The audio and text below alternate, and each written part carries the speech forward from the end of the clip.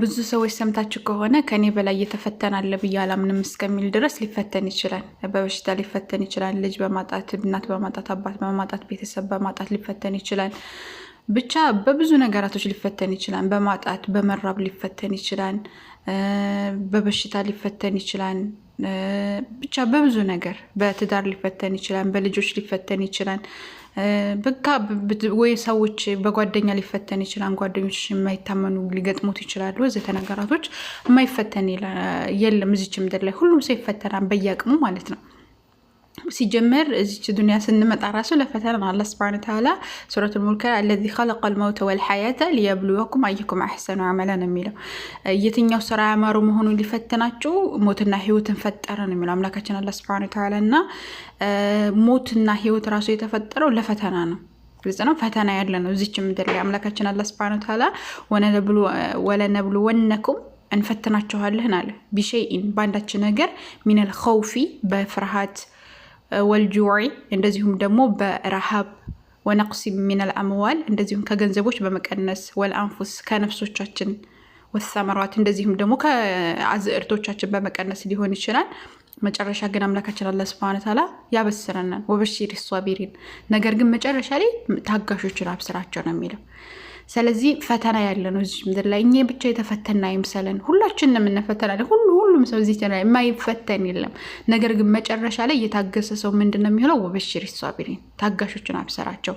እነማን ሲባል አለዚነ ኢዛ አሷበትሁም ፈተና በደረሰባቸው ጊዜ ሙሲባ ወይም ፈተና በደረሰባቸው ጊዜ ምን የሚሉት ቃሉ ይላሉ ኢና ሊላሂ ወኢና ኢለይሂ ራጂዑን እኛ ያላህንን ወደ እርሱም ተመላሾች ነን የሚሉትን ሰዎች በገነት አብስራቸው እያለ አምላካችን አላህ ሱብሓነሁ ወተዓላ ይናገራል። ስለዚህ መበሰር ከፈለግን በምንችለው አቅም መታገስ መቻል አለብን። እንናገኘውን አጅር እዛው አምላካችን አላህ ሱብሓነሁ ወተዓላ ያስቀምጣል ሱረቱል በቀራ ላይ ማለት ነው። ኡላኢካ እነዚህ ሰዎች ማለት ነው የታገሱት ሰዎች መከራ ችግር በመደረሰባቸው ጊዜ እኛ ያላህንን ወደ እርሱም ተመላሾች ነን የሚሉትን አካላቶች አብስራቸው ካለ በኋላ ኡላኢካ እነዚህ ሰዎች አለይሂም ለነሱ አላቸው ሰላዋቱ ሚን ረቢሂም ከጌታቸው የሆነ ምህረቶች አላቸው ችሮታ አላቸው አለ። ግልጽ ነው። ወራህማ እዝነትም አላቸው አላህ ሱብሓነሁ ወተዓላ ያዝንላቸዋል። ወኡላኢከ ሁሙል ሙህተዱን እነርሱ የተመሩ ናቸው ያለ አምላካችን አላህ ሱብሓነሁ ወተዓላ ይናገራል። እና ፈተና ሊደርስብን ይችላል፣ ግን መታገስ አለብን። ባንታገስም እኮ በነገራችን ላይ ምንም አናመጣም።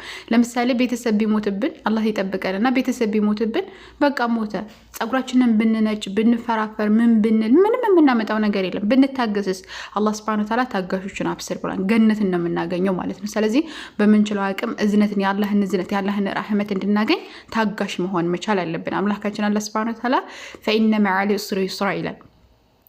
ከችግር ጋር ምቾት አለ ይላል። ኢነ መዐል ዑስሪ ዩስራ ከችግር ጋር በእግጥም ምቾት አለ ብሎ እዛው ያረጋግጣል ማለት ነው። እና ከችግር ጋር ምቾት አለ ማነው? ምንድነው አሁን አብዛኞቻችን ካለን ኒዕማ ይልቅንስ ችግሮችን አጉልተን ስለምናይ ነው። ለምሳሌ አላህ ሱብሓነሁ ወተዓላ እንድንተነፍስ አድርጎናል፣ እንድንበላ እንድንጠጣ አድርጎናል።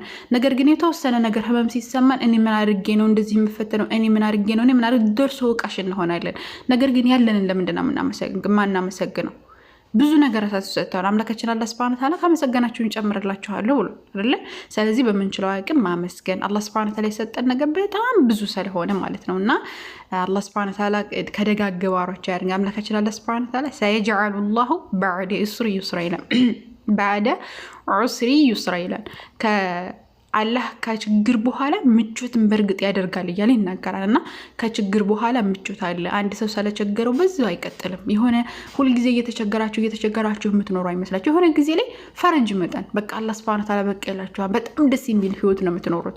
የተገረፈጡ ሰዎች በነገራችን ላይ ምርጥ ህይወት ነው የሚኖሩት። ከዛ በኋላ ከታገሱ በኋላ የተፈተኑ ሰዎች በጣም ጠንካራ ሆኖ ታዩታላችሁ። አሁን በጣም ብዙ ጠንካራ ሰዎች ካያቸዋቸው በጣም ብዙ የተፈተኑ ሰዎች ናቸው።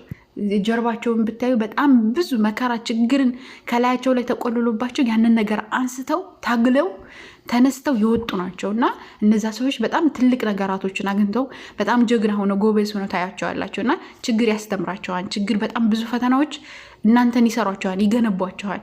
እና ፈተናን አትጥሉት። ፈተና ያኒ ፈተና ይድረስብን ብለን መናገር ወይም ደግሞ ዱዓ ማድረግ የለብንም። ነገር ግን ፈተናውን የምንወጣበት አቅም ስጠን እያልን ነው ዱዓ ማድረግ ያለብን። አላህ ሱብሓነሁ ወተዓላ ፈተና ያምጣብን፣ ከመጣብን ሰብሩን እንዲሰጠን ትዕግስቱን እንዲሰጠን ዱዓ ማድረግ፣ ያንን ነገር ደግሞ ታግሰን ለማለፍ መታገል ነው እንጂ መቻል ያለብን ማማረር የለብንም። ማንኛውም ችግር ያልፋል። የማያልፍ ችግር ምንም ነገር የለምና ታገሱ፣ እንታገስ። አላህ ሱብሓነሁ ወተዓላ ፈረጃውን ያቅርብልን። የተቸገራችሁ የታመማችሁ አላህ ፈረጃችሁን ቅርብ ያደርግላችሁ።